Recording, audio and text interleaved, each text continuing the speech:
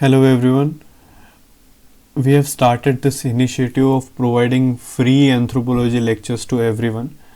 In this quest, we have completed Unit 3, 4, 5, 8 and 9. 6 and 7 we are doing. We already have completed 6.1. In this video, we will be doing 6.2. This is basically some of my achievements, and this is the series that I have started for providing free anthropology lectures to everyone. तो अभी start कर देते हैं problems of tribal communities 6.2. This unit is very important because इसमें से question straight forward आते हैं. Straight forward answers लिखिए एंड मैक्सिमम मार्क्स आप इस यूनिट में से डिराइव कर सकते हो. मोस्टली गलती ये कर देते हैं स्टूडेंट.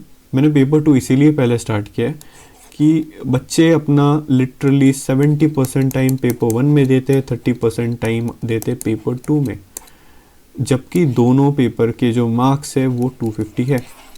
अगर आप एक पेपर में बहुत अच्छा स्कोर कर लेते हो दूसरे में नहीं कर पाते, then that is not a good strategy. अब आते हैं प्रॉब्लम्स पे, पर उससे पहले कुछ स्टेट डेटा देख लेते हैं. सोशो इकोनॉमिक डेटा देखते हैं ट्राइबल कम्युनिटीज़ का. बीपीएल कम्युनिटीज़ अगर हम नेशनल पे देखते हैं तो 25% पॉपुलेशन आती है. वहीं पे शेड्यूल ट्राइब में 45% of schedule tribe comes under BPL. अगर हम विमेन में एनीमिया देखते हैं तो नेशनल एवरेज है 55%, जबकि एसटीज़ में वो है 68%, टोटल 69%. अगर हम चाइल्ड मोर्टेलिटी रेट और इन्फेंट मोर्टेलिटी रेट देखते हैं तो लिटरली यहाँ पे आप देखेंगे कि इंटू 2 का डिफरेंस है, एंड यहाँ पे भी कुछ ज़्यादा बेटर नहीं है. और अगर हम लिटरेसी देखते हैं तो लिटरेसी में भी जो है you can see that thing there is a vast difference between the literacy between male and female. तो सबसे पहले देखते हैं इश्यूज़ क्या क्या है ट्राइबल्स के, है ना. तो लैंड एलिनेशन जैसे यूनिट में दिया है, unemployment and under employment, low literacy, poor education, poor health, poor nutrition, indebtedness and issues जो है डीनोटिफाइड ट्राइब्स के. ठीक है, ये सारे इश्यूज में भी आएंगे एंड सेपरेट इश्यूज. ठीक है, even school drop out rate जो है बहुत ज़्यादा हाई है. तो सबसे पहले स्टार्ट कर देते हैं पहली प्रॉब्लम से, वो है लैंड एलिनेशन. लैंड एलिनेशन मतलब होता है separation of tribal from his land, his और हर लैंड. मतलब किसी ट्राइबल जो भी हो वो लैंड खुद की मानता है, उस लैंड से उसको दूर कर देना. Separation is basically land alienation. Resulting होती है exploitation and reasons of deprivation of rights, land and right. So land alienation है, इसके कारण एक्सप्लॉयटेशन फेस करनी होती है, डेप्रिवेशन, एंड डेफिनेटली ये जो राइट्स है उनका हक होता है, but still we are not able to do that. फिर ये चीज़ होती है कि काइंड ऑफ फोर्स्ड लैंडलेसनेस उन पे इम्पोजिशन की जाती है, जिसके कारण वो अपना लाइवलीहुड खो देते हैं. ठीक है, money lender, trader, feudal lords and exploiters, ये सारे एक्सप्लॉयटर्स हैं. ठीक है, these all are exploiters in the tribal region, जो कि मेजर रीज़न है लैंड एलिनेशन का. उसके अलावा वास्ट एरिया में अगर हम देखते हैं तो माइनिंग, हाइड्रो इलेक्ट्रिसिटी, इंडस्ट्री और भी जो भी डेवलपमेंटल प्रोजेक्ट्स है, ये प्राइमरी रीजंस है लैंडलेसनेस का. तो कैसे करते हैं ना हम, जैसे हम कैसे उनकी लैंड जो है वो छीन लेते हैं, उनको अपनी लैंड से निकाल देते हैं. सबसे पहले हम लैंड रिकॉर्ड्स है इसको मैनिपुलेट कर देंगे. ठीक है, अगर मान लो कि आप कोई किसी ट्राइबल को उसकी लैंड से हटाना है, तो सबसे पहले आप लैंड रिकॉर्ड लीगल जाओगे ना, तो लैंड रिकॉर्ड हटा दोगे. सेकंड होगा यूज़ ऑफ पावर, कि चाचा, भतीजा, मामा, ताऊ सब मिलके जाएंगे, डरा धमका के भगा देंगे. या आप क्या करेंगे कि आपका बच्चा होगा उससे अडॉप्ट करवा लेंगे कि भैया मेरा ये बेटा है, आप इसको अडॉप्ट कर लो, या उसका बच्चा आप अडॉप्ट कर लो. सो अडॉप्ट करके भले ही मतलब पूरी जो प्रॉपर्टी अपने बच्चे के नाम पे कर दो. फिर मैरिटल अलायंस, आप जो है शादी कर लो उनकी बच्ची से, तो लैंड आपकी हो जाएगी. अगर आप दबंग हो, यूज़ ऑफ पावर करते हो तो इंक्रोचमेंट कर लो. या बेनामी ट्रांसफ़र ले लो किसी के भी नाम पे, या लीज़ ले लो डायरेक्ट 100-150 साल, मतलब 50 साल 60 साल की आप लीज़ ले लो। एंड लीज़ होती है 30 रुपये 40 रुपये पर महीना, ठीक है। इतना कम पैसा इसमें आप लीज़ ले लेते हो। इस टाइप से जो है ट्राइबल्स को लैंड एलिनेशन उनका हो कर दिया जाता है। अगर उसके बाद हम देखते कि फैक्टर्स क्या क्या है जिसके कारण लैंड एलिनेशन होता है, तो सबसे पहला है कि स्टेट का apathy. State is not sensitive. अगर स्टेट चाहे तो कोई कुछ नहीं कर सकता, ठीक है। No one can harm them, no one can trouble them. But Panchsheel पढ़ेंगे ना आप, अगर ट्राइबल पंचशील पढ़ेंगे जो नेहरू जी ने लिखी है, मतलब नेहरू जी ने हैव कॉन्ट्रीब्यूटेड, तो इतनी आइडियल चीज़ है कि अगर उसका इम्प्लीमेंटेशन हो जाए तो सारे ट्राइबल्स खुश हो जाएंगे। बट वो इतनी आइडियल है कि वो हो ही नहीं सकती। That is actually states apathy. State का कोई इमोशन ही नहीं है जैसे उन पे। उसके बाद माइनिंग का जब प्रोजेक्ट आता है तो उसके कारण उनको बहुत सारे इश्यूज फेस करने होते हैं। फिर है इंडस्ट्रीज। माइनिंग के बाद वहाँ इंडस्ट्री लगेगी, इंडस्ट्री के लिए एनर्जी लगेगी तो हाइड्रो पावर। फिर उनको लीगल सपोर्ट भी नहीं है कोई। इलिटरेसी बहुत हाई है जैसे आपने देखा। इनोसेंस है। इलिटरेसी अगर उनमें आ भी जाए तो भी लीगल लिटरेसी बहुत कम है, ठीक है, निग्लिजिबल है, तो उनको पता ही नहीं है। फिर इनोसेंस ट्राइबल्स का सिंपल है तो आप कर लो जो करना है। पॉवर्टी बहुत ज़्यादा है। उसके बाद जो पॉपुलेशन है उनकी एकदम वाइड स्प्रेड डिस्ट्रीब्यूशन है। तो वाइड स्प्रेड डिस्ट्रीब्यूशन है तो उनकी कोई वोटिंग पावर नहीं है। अगर वोटिंग पावर नहीं है तो पॉलिटिकल पार्टी के आप कोई काम के नहीं हो। सिंपल चीज़ है, अगर पॉलिटिकल पार्टी के आप कोई काम के नहीं रहे तो फिर आपकी कोई वॉइस ही नहीं है, ना नेशनल टेलीविज़न में ना किसी मीडिया पे। So basically you will become voiceless spineless person. मतलब कोई आपकी चीज़ों को कहीं सुना नहीं जाएगा जब तक आपके पास पावर नहीं होगी। पावर आती है पॉलिटिकल पावर इस चीज़ से। एंड पॉलिटिकल पावर के लिए आपके पॉपुलेशन आपके पास होनी चाहिए, बट आप वाइड स्प्रेड हो, so that can't happen and hence the factor causing land alienation. Case studies देखते हैं। मयूरभंज उड़ीसा में है, ठीक है। इसमें 50% से ज़्यादा पॉपुलेशन जो है वो शेड्यूल ट्राइब की है। ये ट्राइबली जो डोमिनेटेड एरिया है जिसमें हो, संथाल, भूमिज एंड गोंड इतनी सारी कम्युनिटीज़ रहती है, ठीक है। लैंड एलिनेशन जो है ना यहाँ पे रैम्पेंट है and the main reason is this illiteracy and poverty. यही दो रीजन्स है जिसके कारण वहाँ पे लैंड एलिनेशन ज़्यादा है। मेन रीजंस क्या है, तो जैसे कि स्टडी हुई, ठीक है, ट्राइबल रिसर्च इंस्टीट्यूट की, तो स्टडीज़ के हिसाब से उन्होंने कहा कि जो रिलेशन है ना ट्राइबल एंड नॉन ट्राइबल पे वो है एक्सप्लॉयटेटिव। सो एक्सप्लॉयटेटिव रिलेशनशिप होने के कारण जो है ना वो ज़्यादा ही डिफ़िकल्टी हो रही है ट्राइबल्स को। तो अब आ जाता है गवर्नमेंट ने क्या क्या मेजर्स लिए। पेसा एक्ट, ग्रांट इन एड देते हैं, ठीक है। Forest right act and compensation act 2013, forest right act 2006, और फिर आर्टिकल 244A में गवर्नर जो है वो रेगुलेशन गुड गवर्नेंस के लिए ट्रांसफ़र ऑफ लैंड जो है वो उसको रोक सकता है tribal to non tribal, but that rarely happens. और क्या क्या जो है मेजर्स हम ले सकते हैं। रोल ऑफ NGO इसमें बढ़ा सकते हैं, अवेयरनेस जनरेट कर सकते हैं, फॉरेस्ट राइट एक्ट को टाइमली और स्ट्रिक्टली एंड टाइमली हम इम्प्लीमेंट कर सकते हैं।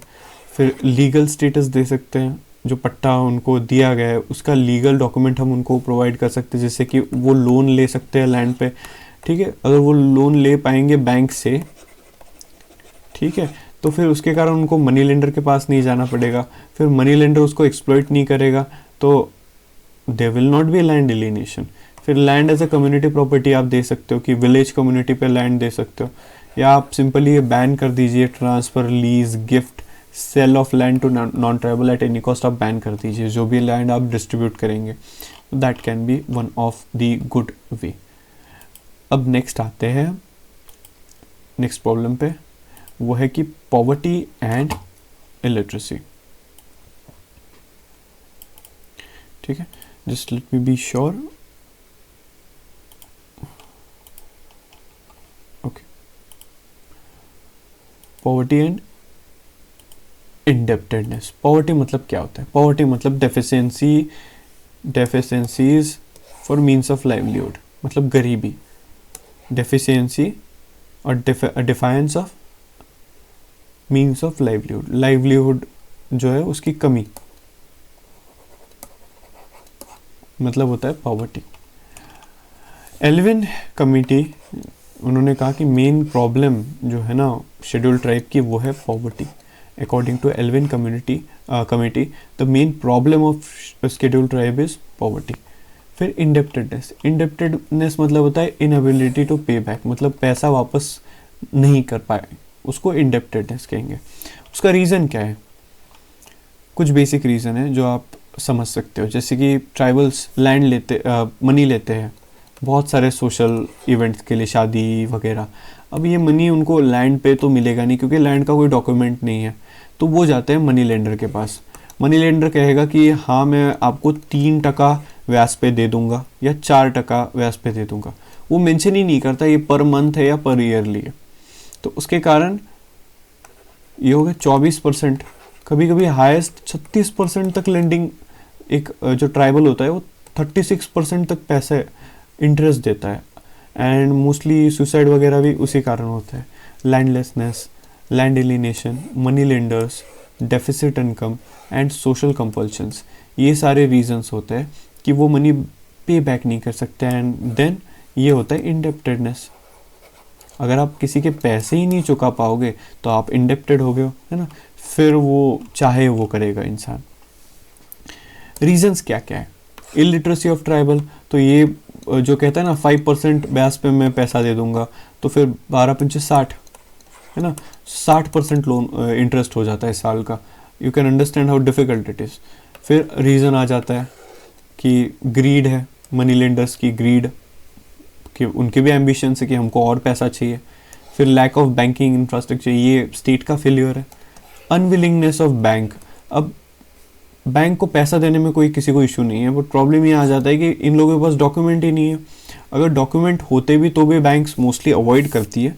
उनको सिर्फ विजय माल्या, नीरव मोदी जैसे लोगों को ही लोन देना पसंद है क्योंकि वो लेके भाग जाते हैं। ट्राइबल्स मोस्टली होते कि कुछ तो भाग जाएंगे डेफिनेटली, वो हर जगह पे होंगे, बट मोस्टली रिटर्न तो कर ही देंगे ना। अगर वो मनी लेंडर के 60% तक रिटर्न कर सकते हैं तो आपके 4-5% तो कर ही देगा। फिर होता है एक्स्ट्रा वेंजेंस, मतलब फालतू के जो खर्चे होते हैं ना ट्राइबल्स में, शादी पे, मतलब अलग अलग लाइफ इवेंट पे बहुत ज़्यादा होता है, तो उसके कारण ये मनी लेंडर से पैसे लेते हैं। हैवी डिपेंडेंस होता है उनका एग्रीकल्चर पे, तो एग्रीकल्चर में वो भी मानसून पे। अब मानसून में कुछ पानी नहीं आया, क्रॉप खराब हो गया, तो फिर ये करने के लिए जो पैसे इन्होंने इधर से लिए थे, जो इधर देने थे, ये नहीं जाते। ये 60% का अगले साल 120% हो जाता है।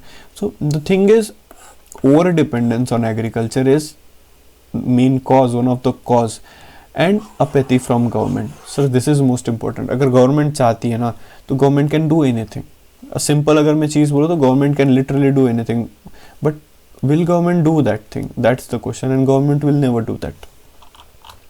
केस स्टडी देखते हैं। कोरापुट डिस्ट्रिक्ट उड़ीसा में, वहाँ पे 370 schedule tribe house hold study किए गए।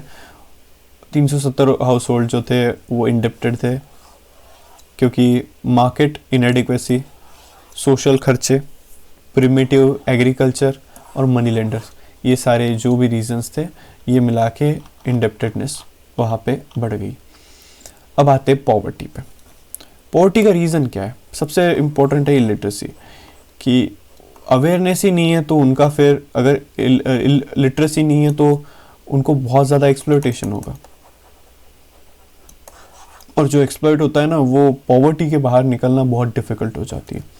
Lack of education to children, क्योंकि चिल्ड्रन भी फिर काम पे लग जाते हैं, ठीक है, चिल्ड्रन वर्क पे लग गए तो वो भी नहीं हो पा रहा है। फिर बैकवर्डनेस बहुत ज़्यादा है। Primitive agriculture, slash and burn, income ही नहीं है, फिर उसमें ज़्यादा इनकम ही बहुत कम है, low income, low wages, saving करनी होती है इस चीज़ के बारे में पता ही नहीं क्योंकि बैंकिंग सिस्टम अनअवेलेबल है। फिर हम सोशल एक्सट्रावेंजेंस बहुत ज़्यादा खर्चा करते हैं फालतू की एक्टिविटीज़ पे। ये नई चीज़ें उनको ट्राइबल सीख है, एल्कोहलिज्म, दारू पीना। अब ये एटीट्यूड आ गया नियति वाला, फैटलिज्म, मतलब ऊपर वाले की करनी है। अब ऊपर वाले की करनी क्या है वो ऊपर वाला जाने, बट ट्राइबल्स में ये जो चीज़ आ गई ना नियति वाली, तो अब वो जो भी पैसे ना इधर फालतू के खर्चों में लगा रहे कि जो होगा वो ऊपर वाला ही चाहता है. सो that is the thing which is happening. Land alienation is also reason. आपकी जब लैंड ही छीन गई तो आप क्या काम करोगे फिर? Poverty. Presence of money lenders. Money lenders का मेन काम है कि भैया प्रॉफिट चाहिए हमको, एंड प्रॉफिट इसी चीज़ से आता है, एक्सप्लॉइट करके. भिल कम्युनिटी जो गुजरात में रहती है उसकी केस स्टडी है. मेन इकोनॉमी इनकी है एग्रीकल्चर और collection of minor forest produce. ठीक है, और ये हार्वेस्ट जो है ना वो एक ही क्रॉप करते हैं साल में, और मोस्टली जो डिपेंडेंट होता है रेन पे. जबकि गुजरात गवर्नमेंट ने canal water system, artificial well वगैरह दे के रखा है, but they are not using it. Mostly वो पैडी एंड ग्राउंड नट यही क्रॉप्स होते हैं जो करते हैं. गवर्नमेंट ने कौन कौन से मेजर्स लिए? तो आर्टिकल 275(1) में ग्रांट इन एड स्टेट को दी जाती है ट्राइबल डेवलपमेंट के लिए. Particularly vulnerable tribal group, we already have completed it. इनका डेवलपमेंट आप चैप्टर नंबर 8 में एंड 9 में आपको मिल जाएगा. तो स्कीम है पर्टिकुलरली वल्नरेबल ट्राइबल ग्रुप के डेवलपमेंट की.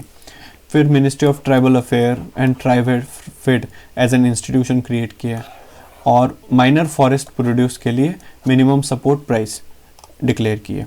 But these measures are not enough, इसीलिए और भी कुछ मेजर्स की ज़रूरत है. जैसे कि मनी लेंडिंग एक्टिविटी पे आपने जो रोक लानी पड़ेगी, बैंकिंग इंफ्रास्ट्रक्चर वहाँ पे डेवलप करना है, agriculture mechanisation and awareness generation, ये चीज़ों पे फोकस कर सकते हैं. ईजी लोन फैसिलिटीज़ प्रोवाइड की जा सकती है, एंड फाइनेंशियल इंक्लूजन भी इसमें ऐड किया जा सकता है. उसके अलावा अल्टरनेट लाइवलीहुड जैसे पोल्ट्री, गोटरी, पिगरी, डकरी एक्सेट्रा आप इंट्रोड्यूस कर सकते हो. थर्ड मोस्ट इम्पॉर्टेंट है हेल्थ एंड न्यूट्रिशन. ये जो भी टॉपिक हमने स्टार्ट किए हैं ये 10 मार्कर के लिए यूपीएससी सीधा क्वेश्चन आता है. ये सारी चीज़ें आप लिखेंगे तो आई कैन श्योर यू कि 6.5 मार्क्स आपके कहीं नहीं गए. आप थोड़े और कोई भी नोट्स आप उठाइए अपने, ठीक है, स्टैंडर्ड नोट्स उठाइए और इस नोट्स के साथ उसको सप्लीमेंट कर दीजिए. And this is something that I can tell you कि 65% मार्क्स आ जाएंगे. 45% ऑफ जो ट्राइबल्स है वो अंडर 5 वो स्टंटेड है, 45% ट्राइबल्स जो है अंडर वेट है, एंड 27 वेस्टेड है. स्टंटेड मतलब होता है हाइट और एज का जो उनका एवरेज होता है. उसके बाद वेट एंड एवरेज का अंडर वेट, एंड वेस्टेड के लिए वेट एंड हाइट. ठीक है, 45, 45, 25 SUW. सो इश्यूज़ क्या है हेल्थ एंड न्यूट्रिशन? ठीक है, nutritional deficiency, high rate of mall nutrition, communicable disease बहुत ज़्यादा बढ़ गए. For example sexually transmitted diseases, HIV, ठीक है, सिफिलिस, गोनोरिया बहुत ज़्यादा बढ़ गए. उसके बाद एडिक्शन, एल्कोहलिज्म, मेंटल इलनेस, ये भी इश्यूज़ है ट्राइबल्स में. मैं फिज़िकल, मेंटल एंड फिज़िकल मतलब हेल्थ पर्सपेक्टिव से बता रहा हूँ. Lack of health facility, infrastructure ही नहीं है, प्राइमरी हेल्थ सेंटर अवेलेबल ही नहीं है. अगर अवेलेबल है तो हेल्थ केयर प्रोफेशनल नहीं है, अगर प्रोफेशनल है तो स्टाफ नहीं है, अगर स्टाफ है तो ड्रग्स नहीं है, ड्रग्स मतलब मेडिसिन वाले ड्रग्स नहीं है, अगर मेडिसिन है तो इक्विपमेंट नहीं है, इक्विपमेंट है सब कुछ है तो इलेक्ट्रिसिटी नहीं है, लैक ऑफ इलेक्ट्रिसिटी. सो ये बेसिक इश्यूज़ है. ठीक है, अगर शेड्यूल ट्राइब्स में आप देखते तो, और ये हो गया नेशनल एवरेज. शेड्यूल ट्राइब में जैसे माल न्यूट्रिशन 55%, जबकि यहाँ पे 33%, anaemia 61%, 54%. Age of marriage tribals में 16 ईयर्स, यहाँ पे 18 ईयर्स. ठीक है, फर्टिलिटी में अभी भी फीमेल 3.21 चाइल्ड, और यहाँ पे बिलो 2.1% आ गया. पुअर हेल्थ का रीज़न क्या है? absence of nutritional awareness, awareness ही नहीं है. ओवर डिपेंडेंस ऑन एग्रीकल्चर, तो हंटिंग गैदरिंग नहीं है. अभी हंटिंग गैदरिंग पे बैन आ गया है, उसके कारण जो उनकी नीड थी माइक्रो न्यूट्रिएंट्स की वो चली गई है, क्योंकि अभी मोस्टली जो है वो wheat and rice based diet है, जो कि सब कंप्लीट डाइट नहीं है. That's the reason. Nutritional unawareness, awareness नहीं है. जियोग्राफिकल आइसोलेशन है, सो दैट उसके कारण गवर्नमेंट के मेजर्स वहाँ तक नहीं पहुँचते. अगर हम प्रॉब्लम्स देखते तो अल्कोहलिज्म का प्रॉब्लम है, फाइनेंशियल क्रंच का प्रॉब्लम है, और लैक ऑफ ह्यूमन रिसोर्स, ये भी इशू है। Illiteracy is also one of the reason कि उनकी हेल्थ ख़राब है। Alcoholism is also one of the reason, ठीक है। Financial problems is also one of the reason. उसके बाद डिफ़िकल्ट टू रीच, अगर मान लो कि वहाँ पे हमको कोई एक प्रोग्राम कंडक्ट करना है, तो ऐसा होता है कई बार कि एक पहाड़ चढ़ो, फिर दूसरा चढ़ो, फिर तीसरा चढ़ो, चौथा चढ़ो, यहाँ पे पहुँचो और यहाँ पे 10 आदमी मिलेंगे आपको। सो द थिंग इज़ गवर्नमेंट को ये बहुत ज़्यादा डिफ़िकल्ट लगता है ना, तो ये डिफ़िकल्ट टू रीच। फिर ट्राइबल्स का जो एटीट्यूड है, ignorant attitude and over dependence on magic वगैरह, सो ये चीज़ें भी आती है। उसके बाद डिस्क्रिमिनेशन ट्राइबल्स के साथ, जैसे अभी एक वेब सीरीज़ आई थी जो डॉक्टर रूरल पॉपुलेशन के साथ क्या इश्यूज होते हैं ना, वो सारी चीज़ें आ जाती है, ठीक है। और लास्ट है फिर कम्युनिकेबल डिसीजेस, जैसे मैंने बताया था STDs वगैरह, इसमें बहुत सारी आती है। और फिर अभी लाइफस्टाइल डिसीजेस भी बहुत ज़्यादा आ रही है संथाल्स में, ठीक है, संथाल एंड हो में आ गए, ठीक है। अब नेक्स्ट है case study Gond of Narkhed. Now this is my actually personal observation जो मैंने, ठीक है, सेल्फली किया है। So this is a case study of Narkhed in a state Maharashtra. तो यहाँ पे क्रॉनिक पॉवर्टी है, poor performance of health indicators है, ठीक है, एंड सब्सटेंस अब्यूज़ बहुत ज़्यादा है, एल्कोहलिज्म, टोबैको, ये सारी चीज़ें हैं। इवन जो देसी होती है ना, कंट्री लिकर कहते हैं उसको, कंट्री लिकर, उसके कारण loss of life, women are highly anemic, बहुत बार pregnancies related complication. So this is something that is happening. So health and nutrition में आप ये केस स्टडी डालेंगे। उसके बाद गवर्नमेंट मेजर, गवर्नमेंट ने क्या किया, तो national nutrition mission, national health mission, state specific scheme, national rural health mission, national urban health mission and tribal sub plan. So ये सारी एफर्ट्स जो है हेल्थ सेक्टर में गवर्नमेंट ने लिया है, but still there are measures which are needed. जैसे कि आपने सबसे पहले शॉर्टेज ऑफ जो ह्यूमन रिसोर्स है उसको आप एड्रेस करो, फंडिंग जो है वो बढ़ा दो, फिर प्रोएक्टिव पॉलिसी करो। मतलब रिएक्टिव पॉलिसी हो रही है गवर्नमेंट की। अगर गवर्नमेंट को कुछ चीज़ दिखती है ना, गवर्नमेंट तब काम करती है, इससे पहले नहीं कि पहले जाके काम करो, नहीं, ऐसे नहीं होता है। फिर है ट्राइबल हेल्थ काउंसिल, इसको आप सेटअप करिए। आप PDS में फूड फोर्टिफिकेशन करिए, जिससे आप आयोडीन, मल्टीविटामिन्स की जो भी कमी है वो आप पूरी कर सकते हो, जो आप PDS के थ्रू डिस्ट्रीब्यूट करो। फिर जो है ट्रेडिशनल एंड मॉडर्न मेडिसिन में जो गैप है उसको आप ब्रिज करिए। आप ट्राइबल्स में से ही जो युवा है आप उनको मेडिसिन में ट्रेन करिए एंड उनको फिर रिटर्न बैक आप भेजिए उनके जो भी उनकी टाउन है, सिटी है, गांव में। तो that is something is a good way. ज़रूरी नहीं होता है कि हर चीज़ को आप कुछ अलग तरीके से ही करो। आप सिंपली ट्राइबल्स में से ही लोग निकालो। पंचशील में भी तो यही चीज़ लिखी है 3rd पॉइंट में कि जो एडमिनिस्ट्रेशन होना चाहिए वो ट्राइबल का ही होना चाहिए। तो आप वहीं से लोग लीजिए, उन्हीं को ट्रेन करिए। यू कैन टेल मी कि आप मतलब 8.67% में से आपको 100 डॉक्टर नहीं मिलेंगे, that is not the thing ना, मिलेंगे। So you have to take some efforts. उसके बाद studies into tribal health and specific problem, ये सारी चीज़ें भी आपको जो है कंडक्ट करनी है। So this is the second part of it. अब आ जाते हैं लो literacy and poor educational facilities पे। अगर हम एजुकेशन स्टेटस देखते हैं तो 41% STs जो है वो इलिटरेट है। अगर हम 2021 का स्टेटस ये देखते हैं, टाइम पे 11 का देखते हैं, तो 61% लिटरेसी है ट्राइबल्स में, जो कि 8% थी, सिर्फ 8% 61 में, which is a good sign, but still we have to go mile, बहुत लंबा और जाना है। अगर ग्रॉस एनरोलमेंट रेशो के बारे में हम देखते हैं शेड्यूल ट्राइब बॉयज़ में, तो वो ज़्यादा है एज़ कम्पेयर टू गर्ल्स, क्योंकि गर्ल्स का ड्रॉप आउट रेट ज़्यादा है एज़ कम्पेयर टू थिंग, क्योंकि उनको हाउस होल्ड, ठीक है, ये चीज़ों में उनका ज़्यादा है। चलो अब आ जाते हैं, जैसे मैं सिंपल चीज़ ना, वेमेन का जो मोस्टली रोल है वो house, child rearing and 16 year में उनकी शादी हो जाती है एवरेजली। तो उसके कारण क्या ही बच्चा पढ़ पाएगा ना, तो that is the simple thing. अब आ जाते हैं रीज़न फॉर लो लिटरेसी। क्या क्या रीजन्स है लो लिटरेसी पे? सबसे पहले लैक ऑफ अवेयरनेस, ठीक है। उसके बाद एजुकेशन बहुत पुअर है। उसके बाद लैक ऑफ टीचर्स, अगर हम लिटरेसी के बारे में बात कर रहे हैं ना, तो टीचर्स नहीं है हमारे पास, प्राइमरी एजुकेशन सेंटर्स नहीं है, लैंग्वेज स्क्रिप्ट नहीं है, ट्राइबल सिलेबस नहीं है, ठीक है, एंड स्पेसिफिक एजुकेशन सिस्टम नहीं है, एंड इन्वॉल्वमेंट है। चिल्ड्रन जो है ना वो डे टू डे एक्टिविटीज़ में इन्वॉल्वमेंट है उनके घर में, तो usually they don't come out to this. And children जो है वो भी breadwinner, at least gatherer, hunting gathering का काम करते हैं, या मान लीजिए वो जंगल में गए तो दिल ब्रिंग फ्रूट्स, हनी, ठीक है।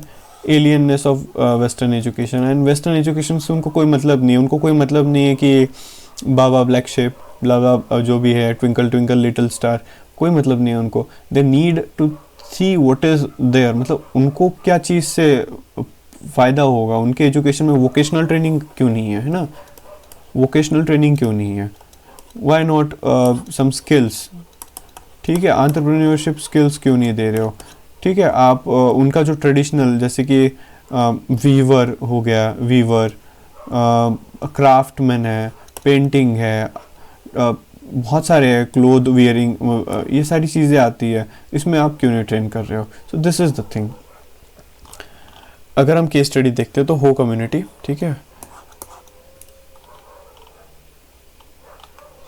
तो इसमें जो है फीमेल एजुकेशन जो है ना वेरी लो है, एनरोलमेंट ही उनका बहुत कम है, इसीलिए फीमेल एजुकेशन लो है, क्योंकि उनका ड्रॉप आउट हो जाता है इकोनॉमिक रोल के लिए। विमेन खेत में काम करना, फैमिली में काम करना, हाउस होल्ड में काम करना, ठीक है, ये सारी चीज़ों के कारण बहुत कम है।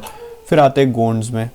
अगर हम नरखेड़, इस टाउन महाराष्ट्र में, इस टाउन के बारे में देखते हैं तो इसमें भी आप स्कूल एनरोलमेंट बहुत कम देखेंगे, क्योंकि एजुकेशन को इम्पोर्टेंस बहुत कम है, एंड एम्प्लॉयमेंट में बच्चों का बहुत ज़्यादा रोल है। जैसे ही बच्चा एक सर्टन एज में आ जाता है तो उसको फिर वो खेत वगैरह में ले जाना स्टार्ट कर देते हैं।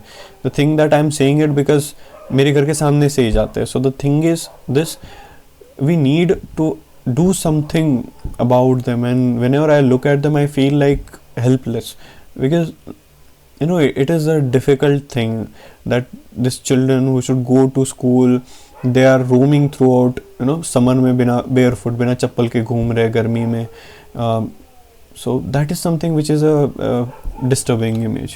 Government steps, integrated child development scheme, anganwadi जो है वो सेटअप कर सकते हैं, हॉस्टल्स उन्होंने सेट किए हैं बॉयज़ एंड गर्ल्स के लिए, स्कॉलरशिप प्रोवाइड करता है, tribal research institute various studies conduct करता है, एकलव्य मॉडल रेसिडेंशियल स्कूल, अभी मोदी जी ने कहा है कि 500 स्कूल्स वो सेटअप करेंगे, बट मोदी जी ने जो क्राइटेरिया दिया है उसके कारण बहुत डिफ़िकल्टी हो जाएगी। वो कहते हैं कि 20,000 जो है ट्राइबल की पॉपुलेशन होनी चाहिए, एंड उसके अलावा जो है वो 50% ट्राइबल ब्लॉक होना चाहिए। That is very lucid criteria, difficult होती है। एंड प्रमोशन ऑफ NGO जो गवर्नमेंट बहुत ज़्यादा प्रमोट कर रही है, बट इसके अलावा भी कुछ मेजर्स है जो गवर्नमेंट ले सकती है। सॉरी फॉर दैट, थोड़ा डिस्टर्बेंस हो सकता है, I hope you will cope up with it, क्योंकि यार रात के 1 बजे तो वही 12:30 1 बजे तो कुत्ते भौंकते ही है, ठीक है। चलो लेट्स रिज्यूम। सो मेजर्स क्या क्या है जो लिए जा सकते हैं? लिटरेसी कैंपेन हम रन कर सकते हैं, study material local syllabus local language में इंट्रोड्यूस कर सकते हैं, एक यूनिफाइड स्क्रिप्ट बना सकते हैं, ठीक है, यूनिफाइड स्क्रिप्ट हम बना सकते हैं। उसके बाद डॉक्यूमेंटेशन हो सकता है, प्रॉपर मॉनिटरिंग करेंगे, सोशल सिक्योरिटी प्रोवाइड करेंगे, स्टाइफंड्स एंड स्कॉलरशिप्स देंगे बच्चों को। सो उसके कारण जो है हम एजुकेशन सेक्टर में रेवोल्यूशन ला सकते हैं। लास्ट प्रॉब्लम है इस यूनिट का under employment, unemployment and under employment. Unemployment मतलब सिंपल चीज़ है, आपके पास जॉब ही नहीं है। अंडर एम्प्लॉयमेंट मतलब आपके पास PhD है और आप चपरासी हो। सिंपल चीज़, एकदम कोई ज़्यादा कॉम्प्लेक्स नहीं है, सिंपल चीज़ समझना है। पॉवर्टी एंड अनएम्प्लॉयमेंट, ये दोनों चीज़ें ना, these are the same side, 2 side of same coin. अगर पॉवर्टी का सोर्स है, वही पॉवर्टी का कॉज भी है, ठीक है। Unemployment is source as well as cause of poverty. Reasons क्या क्या है अनएम्प्लॉयमेंट के? पॉवर्टी, पॉवर्टी थी तो पढ़ नहीं पाया, तो जॉब नहीं, अच्छी जॉब नहीं मिलेगी, तो ज़्यादा अर्निंग नहीं होगी, तो आप पॉवर्टी मतलब फिर अनएम्प्लॉयड ही रहोगे। इलिटरेसी, उसके कारण जॉब नहीं है, या जॉब है पर आप अवेयरनेस नहीं है। डिस्प्लेसमेंट, फोर्स्ड डिस्प्लेसमेंट हो, मतलब मान लो आपने एक दुकान डाला, सही चल रही थी, फिर आपको फोर्स्ड कर दिया, अब नई जगह पे आप दुकान खरीद ही नहीं सकते। Improper implementation of a labour code, ठीक है। फिर apathy from state, inadequate measures and vulnerability. So these are the reasons unemployment के। केस स्टडीज़ में आते हैं डुबला ट्राइब जो है गुजरात की, उस पे। तो जो डुबला ट्राइब है वो बॉन्डेड लेबर्स के तौर पे काम करते थे अंडर द सिस्टम हाली प्रथा में इनकी वाइफ, बेटी, बेटा, सब कोई जो है उसी इसमें काम करता था। And the main reason was poverty इतनी रैम्पेंट थी कि there was a commitment given and that way this whole community become bonded labor and even generations after generation become। Government ने क्या क्या स्टेप्स लिए? तो आदिवासी शिक्षा ऋण योजना, micro credit scheme, stand up India, मुद्रा लोन, ट्राइबल एम्प्लॉयमेंट एक्सचेंज, ठीक है, and term loan scheme and so on. बहुत सारी स्टेप्स गवर्नमेंट ने लिए, बट मोस्टली स्कीम्स पेपर पे ही है। These are paper tiger, paper lion, in reality these are as good as nothing। Next आते हैं ट्रेडिशनल क्राफ्ट्समैन, क्या क्या स्टेप्स ले सकते हैं? तो ट्रेडिशनल क्राफ्ट्समैनशिप आप बच्चों को दे सकते हो, ठीक है। आप वोकेशनल ट्रेनिंग आप दे सकते हो, ठीक है। Tribal art, craft art and artifact, इस पे फोकस कर सकते हो। आप कोशिश करो कि उनको एट पार वेज मिले, ठीक है। जो बॉन्डेड लेबर है इसके अगेंस्ट जो भी लॉ है उसका स्ट्रिक्ट इम्प्लीमेंटेशन करो। फिर क्रिएट एम्प्लॉयमेंट अपॉर्चुनिटीज़, ठीक है। आप अगर मान लो कि कई ट्राइबल एरिया में आप लैंड एक्विजिशन कर रहे हो, तो अनस्किल्ड जॉब जो है वो उसमें 100% रिजर्वेशन लोकल्स को दो। इसमें कोशिश करो कि 1 जॉब पर फैमिली, ठीक है। अल्टरनेटिव इनकम, जैसे मैंने बताया था शुरुआत में, पिगरी, गोटरी, डकरी, पोल्ट्री एक्सेट्रा पे फोकस करो। सेल्फ एम्प्लॉयमेंट क्या हो सकता है? जैसे कि गुड्डे गुड़िया बनाना, कोई क्राफ्ट हो, यहाँ पे जैसे बोला है उस पर आप देखिए क्या कर सकते हैं। इसमें लास्ट टॉपिक आता है डीनोटिफाइड ट्राइबल ग्रुप। ये जो टर्म है डीनोटिफाइड ट्राइबल ग्रुप, ये इसलिए आई थी क्योंकि सबसे पहले था क्रिमिनल ट्राइब एक्ट, ब्रिटिशर्स ने पास किया था। तो इनका कहना यह था कि ये जो मेंबर्स है इस ट्राइब के, वो बेसिकली क्रिमिनल माइंडसेट के होते हैं। इसमें उन्होंने 200 कम्युनिटीज़ को डाल दिया, उसको हेरिडिटरी क्रिमिनल बोला, और उनको एक्सट्रीमली हरासमेंट फेस करनी पड़ी एडमिनिस्ट्रेशन की, जनरेशन आफ्टर डेकेड्स, उसके बाद सेंचुरी, ठीक है। इतने मतलब सॉस मतलब पकड़ लीजिए ना आप, यहाँ से लेके इवन इंडिपेंडेंस के बाद तक दे वर फेसिंग इट। इंडिपेंडेंस होने पे ये जो टर्म था क्रिमिनल ट्राइब एक्ट, इसमें से डीनोटिफाइड ट्राइब्स, इनको डीनोटिफाइड कर दिया, ठीक है, इनको डीनोटिफाइड कर दिया, इसीलिए उनको डीनोटिफाइड ट्राइबल ग्रुप कहते हैं। So earlier they were called as criminal tribe, उस एक्ट में नोटिफाई किया था, फिर उनको जब डीनोटिफाई कर दिया तो उनको फिर डीनोटिफाइड ट्राइब कहने लग गए। तो सबसे पहले आ जाते हैं क्रिमिनल ट्राइब्स एक्ट। इसमें कंट्रोल जो है मोबिलिटी पे एडमिनिस्ट्रेशन का था, प्रोविंशियल गवर्नमेंट को फुल कंट्रोल दिया गया कि इनके मूवमेंट को आप ट्रैक करिए, और क्लोज सुपरविजन, क्या करते हैं, कहाँ जाते हैं, क्या खाते हैं, सारी चीज़ें प्रोविंशियल गवर्नमेंट। उसके बाद इस एक्ट को 1908 एंड 1911 1897 3 सालों में चेंज किया। उसमें स्वीपिंग पावर्स जो है ना, एक्सट्रीम बहुत ज़्यादा पावर्स अथॉरिटीज़ को दी गई। It has become a draconian law. Power दी गई कि आप 6 साल के बच्चे को उसके फैमिली से आप अलग कर सकते हो। 1924 में ब्रिटिशर्स ने इसको इतना स्ट्रिंजेंट कर दिया कि उनके लाइफ जो थी वो living hello, like it become miserable, फिर आ जाता है इंडिपेंडेंस। इनको लगता है कि इनकी स्थिति बेटर होगी, बट फिर भी उसका सिर्फ नाम चेंज हो गया, क्रिमिनल ट्राइब एक्ट को इन्होंने कर दिया हैबिचुअल ऑफेंडर एक्ट। ठीक है, ये होता है इंडिपेंडेंस पे। फिर सिर्फ नाम और एक्ट रिप्लेस होता है, ठीक है, but it was just CTA का, मतलब it just was a face change कर दिया, बट एवरीथिंग वाज सेम, कुछ और नहीं था। नोमैडिक और सेमी नोमैडिक कम्युनिटीज़, उनको कंटिन्यू हरासमेंट फेस करनी पड़ी लोकल एजेंसीज के द्वारा, एंड स्टिल उन्होंने बहुत सारे इश्यूज फेस करते, उनके पास रहने के लिए घर ही नहीं है अभी तक। That is the thing, basic needs ही उनकी कंप्लीट नहीं हुई है।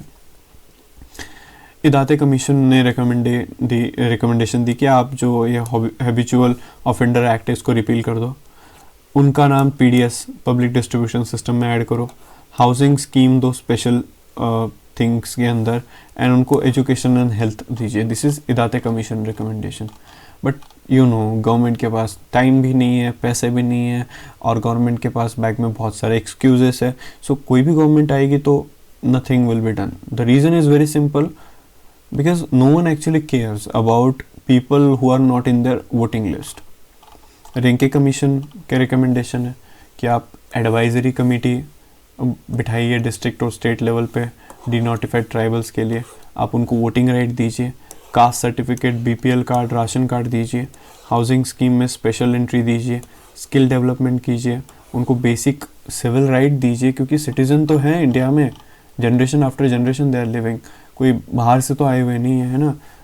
आप ये कर दीजिए कि उनको SC एंड ST के साथ में उनको रिजर्वेशन दीजिए, ठीक है।